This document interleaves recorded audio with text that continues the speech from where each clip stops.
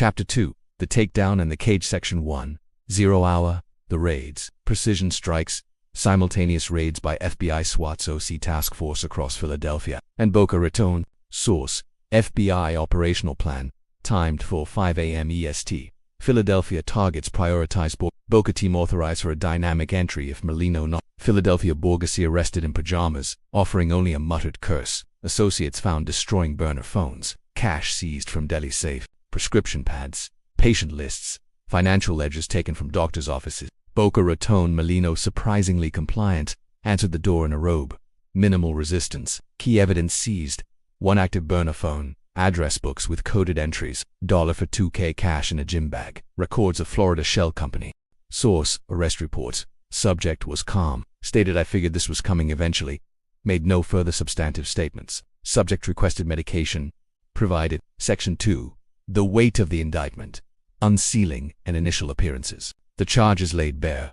The 31-page indictment unsealed in the Eastern District of Pennsylvania laid out the RICO conspiracy in brutal detail. Merlino's extradition.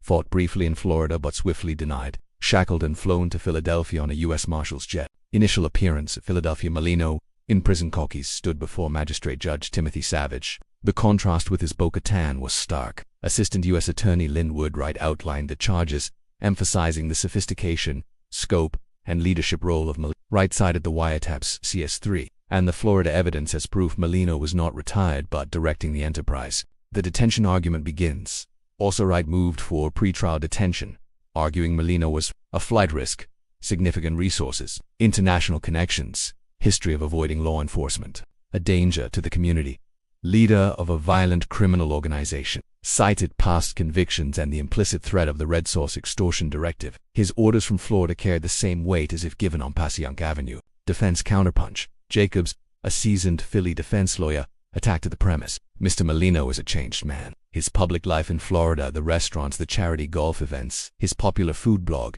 demonstrates rehabilitation. He is not the skinny Joey of 20 years ago. The government's phantom boss theory is fiction. Casual conversations about sauce and doctors prove nothing about leadership. CS23 is a proven liar seeking a deal. Mr. Merlino has significant health concerns. He poses no flight risk. His entire life is now in Florida. He will surrender his passport. He poses no danger. He's been out since 2011 with 0 arrests until today. Proposed strict home confinement in Boca with electronic monitoring. Third-party custodian. $2 million. Property bond secured by his wife's home. Section 3. The detention hearing. A battle of narratives. Prosecution evidence played the Red Source call for Judge Savage. "This isn't culinary advice, Your Honor, it's in order to intensify extortion," Joey said. "Make sure he understands the VIG ain't optional. Use the baseball bat if he don't listen." FBI agent Walsh testimony detailed Merlino's monthly trips to Philly coinciding with key meetings. GPS data placing him near stash locations during calls, ordering cash pickups. CS23's proffer. Specific instances where Merlino ordered violence against delinquent debtors after his 2011 release. IRS analysis showed complex layering of funds through the Florida shell company in sudden large cash. Expenditures inconsistent with declared income. Defense rebuttal. He'd sell his mother for a reduced sentence. Where are his recordings of these alleged violent orders? There are none because they didn't happen. Jacobs stressed no violence since release. Jacobs savaged CS3's credibility. "This man has lied to everyone. His family, his friends, law enforcement." Character witness. A Boca restaurant owner testified Merlino was a good customer, always polite, involved in charity. While finding the evidence of current leadership strong, he noted the lack of recent violence directly ordered by Merlino. The health argument carried weight. Savvy denied the government's motion for outright detention but imposed extreme restrictions. Medical testimony. Merlino's cardiologist stated detention in Philly, away from his Florida specialists, posed a significant health risk. Judge Savage's calculus. The judge acknowledged the seriousness of the charges in Merlino's past, but focused on his conduct since 2011 release. $5 million bond, secured by property, home confinement strictly to his Boca Raton residence, 24/7 electronic monitoring, surrender of passport and all travel documents, third-party custodian, a pre-approved, financially responsible individual residing with him, no contact with co-defendants, witnesses, or known LC and associates, limited exceptions, only for medical appointments and meetings with counsel. Section 4. Life in the Gilded Cage. Boca under watch. Merlino couldn't golf, dine out freely, or move beyond his property without triggering alerts. Surveillance teams maintained a visible presence outside. The ankle monitor. a constant, humiliating reminder, and attending essential medical tests not covered by source. Defense motion to modify conditions, argued monitoring prevented Merlino from earning a lawful living. The defense strategy takes shape.